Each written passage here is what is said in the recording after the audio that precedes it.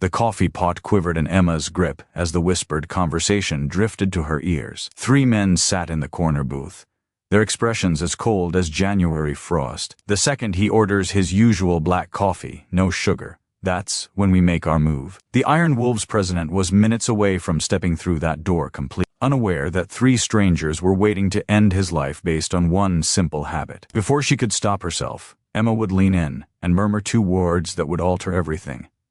Don't talk. The bell above the entrance of the Crossroads diner jingled as Emma Martinez topped off sugar dispensers for the 3rd time that morning. Thursdays were typically slow, but today carried an unsettling edge and electricity in the air she couldn't quite explain. She'd been at the Crossroads for 3 years, long enough to tell locals apart from the bikers passing through. The diner sat where Route 66 met County Road 12, a natural rest stop for motorcycle clubs riding across the Southwest. Right now, Booth 9 was occupied by 3 men prime real estate with a clear view of both doors. They'd shown up separately over the last hour, but their leather vests told a story, no patches, no colors. And in the biker world, that was the equivalent of showing up to a shootout with your identity hidden. Emma had served them earlier. Their plates were barely touched, their attention fixed on the parking lot more than their meals. The youngest, maybe 25, with jittery eyes, kept unlocking his phone. The older one, built broad like a linebacker with a scorpion tattoo crawling up his neck, hadn't taken his gaze off the main entrance. The third, lean, gray-bearded, tapping his fork in a slow, unsettling rhythm made Emma's nerves prickle. "Tix needs a warm-up," Jake the cook called out, pulling Emma back into the moment. She grabbed the coffee pot and crossed the floor, her route bringing her right beside Booth 9. That's when she caught it. The moment he asks for black coffee, no sugar, that's our signal. Scorpion Neck's voice hovered just above silence. Colt always orders the same thing. The second he says it, we end this. Emma stopped mid-step. Black coffee, no sugar. She knew exactly who they meant. Colt Reaper Daniels, president of the Iron Wolves MC, rolled into the Crossroads every Thursday at 9:30. Like clockwork, same stool at the counter. Same order of black coffee and 2 eggs over easy. Same silent $20 tip. Quiet, respectful. And, if the rumors were true, one of the most feared men across 3 counties. The low growl of approaching engines shook the windows. Emma glanced outside as 5 motorcycles pulled in, each rider wearing iron wool. Colors: a snarling wolf, skull over crossed bones emblazoned on black leather. The man leading the group around 50, streaks of silver running through his dark beard, eyes sharp enough to take in a whole room with one sweep, was unmistakably the president of the club. Colt Daniels carried himself with the steady assurance of someone who'd endured things most people couldn't begin to fathom. 4 riders came in behind him, slipping into positions near both entrances. With the smooth coordination of men trained to react in seconds, Colt drifted toward his usual seat at the counter, greeting familiar faces as he passed, tapping 2 fingers to his forehead in a casual salute to old Martha at the register. Emma risked another look toward Booth 9. The 3 strangers had gone still as stone. Scorpion Neck's hand had vanished beneath his jacket. The young guy's stare was locked on Colt without blinking. The man with the gray beard clutched his mug so hard his knuckles had turned a ghostly white. The moment he orders black coffee, no sugar, we move. Her veins felt like they filled with ice water. Colt eased onto his stool with the calm satisfaction of a man entirely at home in his territory. "Morning, folks," he called out, his tone warm yet authoritative. "Perfect day for a ride." A few customers glanced up with easy smiles. This was part of what made Colt Colt. Those spontaneous greetings that made everyone feel like they belonged. Emma's stomach twisted as she watched him reach for the menu, even though she knew he wouldn't glance at it. From Booth 9, the 3 men shifted almost in unison, hands dipping toward their jackets with chilling precision. In half a minute, maybe even less, Colt would speak his order and unknowingly set his own death in motion. Time stretched thin, her pulse hammered in her ears. Every instinct begged her to stay silent, keep her head down, pretend she hadn't heard a thing, but she couldn't. Maybe it was remembering how Colt helped Martha carry grocery bags to her car last month. Maybe it was growing up in a town where people didn't look away when trouble came calling. Or maybe it was simply this: she couldn't stand by and watch a man die when she had the power to stop it. Before she had time to doubt herself, Emma moved. She flowed toward the counter with steady grace, coffee pot in hand. A bright, practiced smile stretched across her face. To anyone else watching, she appeared to be nothing more than a waitress doing her routine. "Morning, Colt," she said gently as she neared him. Going with the usual today? He lifted his gaze to her, and for a heartbeat she felt the full intensity of his attention settle on her. His eyes were darker than she imagined, sharp, perceptive, weighing everything. "You bet, Emma," he replied, beginning to speak the familiar words. This was it. Within seconds, he would utter the phrase that would transform the crossroads into a battleground. Booth 9 would erupt. Blood would stain the tiles. And she would never forgive herself. Emma leaned in to refill his cup, bringing her face close enough that it looked like attentive customer service to anyone glancing over. "Don't talk," she breathed, the whisper so faint it barely existed. Colt's hand halted mid-air, hovering above his mug. She felt him turn to stone, every muscle tightening with sudden awareness. His gaze snapped to hers, drilling into her with startling focus. The entire diner seemed to fall silent. Then, Colt slowly set his hand down and offered the smallest, almost imperceptible nod. "You know what?" he said deliberately. "I think I'll just take the coffee for now. Let me look over the menu a bit." Across the room, Emma caught the trio in booth 9 exchanging baffled looks. Scorpion Neck kept his hand buried under his jacket, but confusion rippled across his features. The jittery young one checked his phone again, more frantically this time. Graybeard's eyes flickered between Colt and his partners, uncertainty creeping in. Without the trigger phrase they were counting on, their entire plan unraveled. Colt raised his mug, but instead of giving the order they needed, he simply tipped it toward the room in a silent greeting and took a slow sip. Smooth, controlled, completely out of rhythm with what the would-be assassins required.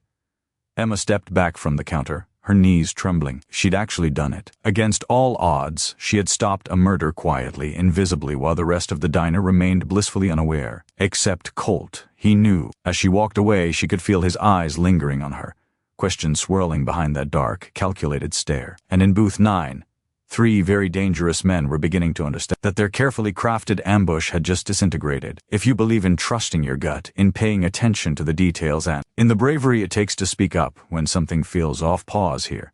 Like, comment, share, and subscribe to Biker Bloom. Tell us in the comments where you're watching from today, because this story proves that heroes come in all shapes and sizes, and sometimes the quietest voices deliver the loudest warnings. Colt's fingers curled around his coffee mug like a man clinging to the last thread of calm he had left. Behind the controlled smile on his face, his thoughts were spinning fast. In his world, a whispered warning from a stranger usually meant one of two things: betrayal or salvation. "Everything good, boss?" Ghost, his vice president, appeared at his side. To the casual observer, he looked like he was just checking in. In reality, his hand rested inside his jacket, fingers gripping the cold metal of his gun. "Perfect," Colt replied, offering a relaxed grin. "Just appreciating the service here." But nothing about this moment was perfect. Out of the corner of his eye, he noticed movement at booth 9. The 3 men were restless, too restless. One kept checking his phone. Another stared toward the exit. The third scanned the room like he was expecting trouble. "Ghost," Colt murmured, voice low. "Booth 9, you see them?" Ghost flicked his gaze subtly toward the corner. "Yeah, been nursing the same drinks for an hour. Ordered food they aren't touching." Colt nodded once. Men who didn't fit, men with intention. Then he saw her, the waitress, moving to a nearby table, positioned just close enough to overhear conversations without drawing suspicion. She's listening. She knows something. In booth 9, the 3 men pushed to their feet, dropping bills on the table far too quickly. They moved toward the exit, but Colt caught the scarred man's final glance. One slow sweep of the diner, the kind a hunter gives a place he plans to revisit. Emma was clearing a table as they passed. Colt watched her, and what he saw sent a chill through him. Recognition. Not the casual kind, the kind born from fear, the kind that came from knowing exactly what someone was capable of doing. "Ghost," Colt said quietly, "you're going to have a conversation with our waitress. After closing, find out what she knows." By midnight, the last customer shuffled out of the crossroads. Emma watched the door close, her stomach sinking. She was now alone with the very men she had hoped never to face again. Colt sat at the counter like a ruler presiding over an empty kingdom. His men were positioned with purpose. Ghost near the front door, another guarding the kitchen entrance. "Emma," Colt's voice cut through the silence, "come sit with me." It wasn't a suggestion. Her legs felt unsteady as she approached. Up close, she saw the sharp intelligence in his eyes, how he studied every tiny shift in her expression. "You look tired," he said softly. "Long night, huh?" Then his tone changed. still calm but carrying weight. Now tell me why you told me not to talk. Emma stared down at her hands. She could lie, but a lie wouldn't survive under that gaze. I heard them, she whispered. The men in booth 9. Colt leaned forward slightly. What did you hear? They were waiting for you to say something specific. She lifted her eyes to meet his. They said, the moment he orders black coffee, no sugar, we move. Colt's jaw clenched. Behind him, Ghost sucked in a sharp breath. You're sure? Colt asked. Yes, she said without wavering. Your Thursday routine. Everyone knows it. Same order, same time, same way. Colt fell silent for a long, heavy beat. Why warn me? He asked finally. Why not stay quiet? Keep yourself safe. Because they would have killed you, she replied simply. And anyone else who got caught in the crossfire. You don't even know me. I know you helped Mrs. Martha with her groceries. I know you tipped the busboy $50 at Christmas because his mom was in the hospital.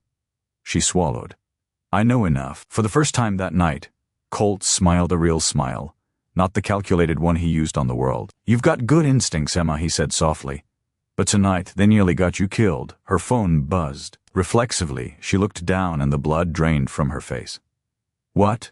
Colt asked, voice tightening. With shaking hands, she turned the screen toward him. We know who you are.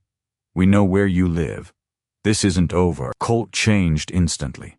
That calm warmth evaporated, replaced by something cold and lethal. He snapped his fingers, and his men moved like a trained unit. Ghost, she's coming to the compound. Now. Then he turned to Emma. Grab a bag. You're under my protection. What's going on? She whispered. Colt's lips curled not kindly. It was the smile of a predator preparing to hunt. Your new friends, he said quietly, are about to learn why nobody threatens what's mine. 3 days later, Emma stood inside the main hall of the Iron Wolves compound. The last 72 hours had been a storm safe houses, escorts, whispered updates, and the slow, dawning realization that her old life had ended the moment she said don't talk. You look jumpy, Ghost remarked. Wouldn't you be? Colt walked in carrying maps. Emma, he said, we end this tomorrow night. She'd known this was coming. Men like Colt didn't run. They removed obstacles. What do you need from me, she asked. Just be you, he replied, spreading maps across the desk. Tomorrow night is the Demons Run rally. 5,000 riders. Perfect cover. Ghost leaned over the table. We leaked intel saying you'll be there under Colt's protection. Bait, Emma said bluntly. Bait with teeth, Colt corrected. They're desperate. Their plan failed. They exposed themselves. They have to finish what they started. He pointed at a diagram of the rally grounds. We'll have eyes on every exit. They'll try to pull you away from the crowd. They'll use you to bait me. That's when we take them. Colt pulled a small device from a drawer. Transmitter, receiver, GPS tracker. You'll never be out of range. He met her eyes. I won't sugarcoat it. There's danger. But this is the only way to stop them for good. Emma thought about the threatening messages. About looking over her shoulder forever. What happens after? She asked quietly. Colt's answer was simple. You saved my life. In my world, that creates bonds you don't just walk away from. You'll always have my protection. Paused. But protection comes with obligations. The weight of those words settled on her shoulders. When do we start? She asked. Colt's smile was sharp as a blade. Tomorrow night. The Demons Run rally grounds vibrated under the thunder of 5,000 motorcycles. Emma moved through the crowd in jeans and leather, feeling every inch the part of a biker's old lady. Breathe, Colt murmured, his hand resting on her shoulder. I can feel them watching. Southeast corner, Ghost's voice crackled through her earpiece. Scorpion Neck just arrived. The rally roared in full swing. Perfect cover for predators stalking prey. In 5 minutes, I'm excusing myself, Colt said quietly. You'll be alone for 10 minutes. Colt, she blurted, the fear slipping through. Will I ever be able to go back to being normal? His expression softened. There's no going back, Emma. But that doesn't mean there's no going forward. Ghost's voice cut in again. Movement. Scorpion Neck heading toward the maintenance area. Colt squeezed her shoulder. It's time. He kissed her forehead with theatrical flair. I'll be right back, darling. And then he disappeared into the crowd. Emma made her way toward the quieter maintenance area, following the script. I'm moving to position, she whispered. Copy that, Ghost replied. We have eyes on all 3 targets. The maintenance zone was nearly empty. Emma positioned herself beside a row of parked Harleys. Nice bikes, aren't they? She turned. Scorpion Neck was approaching. Up close, his prison tattoos and scarred knuckles told stories she didn't want to know. "Yes," she said calmly. "Beautiful machines." "Beautiful," he echoed, stepping closer. "That's funny, considering you're about to come with me for a little conversation about your biker boyfriend." Behind him, another young man stepped into view. In her peripheral vision, Graybeard blocked the only exit. She was surrounded. "I don't think so," Emma said. "I don't think you have a choice." Scorpion Neck reached inside his jacket, but instead of pulling a gun, he stopped. His eyes widened. From every shadow, Iron Wolf's cut stepped forward, weapons drawn, surrounding him and his men like a closing steel trap. "Gentlemen," Colt's voice sliced through the air, cold and lethal. "I believe you wanted to have a conversation." 2 weeks after Demon's Run, Emma sat in the same diner, where everything had begun though nothing about it felt the same. The crossroads had been completely renovated. Jake still worked the grill, but now there were always Iron Wolves members at the counter. Their presence a silent warning to anyone with bad intentions. "You're thinking too hard," Colt said from across the booth. Emma looked up. "Just wondering what happened to them." "Does it matter?" "I suppose not. They talked before they left," Colt said casually, like discussing weather. "Rival club from Nevada wanted our territory." They were wrong. He shifted, reaching into his jacket. Speaking of new arrangements, he placed a small box on the table. Inside was a silver medallion, the Iron Wolves emblem engraved in metal. Emma's breath caught. "What does this mean?" "It means you're family now," Colt said. "Not by blood, but by choice." He leaned back, eyes steady. "Protection, money, opportunities, but also expectations. Loyalty. Discretion." Emma closed her fingers around the medallion. "And if I want to leave someday?" Colt's laugh was soft. "You stopped being a civilian the moment you whispered, 'Don't talk.' There's no undoing that." He gestured around the diner. "But why would you want to? You have respect now. Security, purpose." Emma looked around the crossroads with new eyes. Safer. Watched over. Controlled but protected. Jake smiled more these days. Everyone did, knowing the Wolves kept this place under their wing. "The waitressing job is yours," Colt added. "But you'll have other responsibilities. Sometimes I'll need you to listen, to wash, to be my eyes, where my guys would stand out." Emma touched the medallion again. She thought about her old life. The cramped apartment, the constant fear, the feeling of being invisible. Here she was seen. Now she was visible, protected, important, dangerous. "To good instincts," Colt said suddenly, lifting his coffee cup. Emma's heart stilled just for a moment. Then she understood. It wasn't a careless repetition. It was acknowledgement, recognition of how far they'd come. She lifted her own cup. To good instincts. They drank together in the diner where she had saved his life and law, her old one sealing a bond that would shape everything that came next. Outside, the highway hummed with ordinary traffic. Inside, a waitress who was no longer just a waitress sat across from a man who commanded an army, planning a future that would be anything but ordinary. Emma had learned the most important rule. Once you were family forever. Whether that felt like a promise or a threat depended entirely on how you chose to see it. She chose to see it as both. If this story touched your heart, please take a moment to like, share, and subscribe to Biker Bloom. We bring you stories that prove heroism comes in all forms, that courage isn't measured by size or age, that sometimes the smallest voices carry the most powerful messages. Tell us in the comments, have you ever noticed something important that others missed? Your story might inspire someone else. Thank you for watching. If Emma's journey reminded you to trust your instincts, to speak up when something feels wrong, and to never underestimate the power of paying attention, please share this story. Subscribe to Biker Bloom for more real, emotional, and unforgettable tales that prove heroes are everywhere. Courage comes in all forms, and sometimes the smallest person in the room has the biggest impact. Tell us below, what would you have done in Emma's place?